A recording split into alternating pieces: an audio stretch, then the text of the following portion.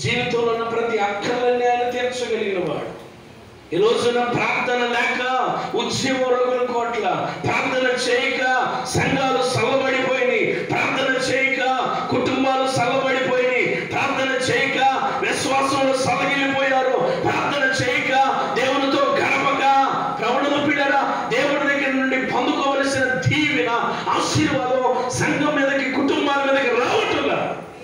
ఈ రోజున మంట కలిగి రోషము కలిగి నువ్వు మోకరించగలిగితే నీ ఎదుట సూర్యుడు చంద్రుడు కూడా నిలబడరు.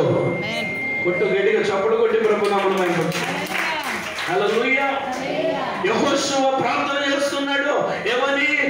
చంద్రుడు పగ మీద తీర్చుకునేంత వరకు సూర్యుడు చంద్రుడు అస్తమిస్తున్నాడు అని. మళ్ళీ రేపు జరిగితే ఇంకా చంద్రుడు పోగేసుకొస్తారేమోనని సూర్యుడు చంద్రుడు కాపినపిస్తున్నాడు. జనులు పగ తీర్చుకునేంత వరకు సూర్యుడు చంద్రుడు అలాగే ఒక దినమంతా నిలిచిపోయారంట. స్తోత్ర అన్నాడు. అంతే, నువ్వు మాట్లాడితే నీ కుటుంబంలో ఉన్న సమస్యలు గజ గజ వణికిపోవాలి బయటికి.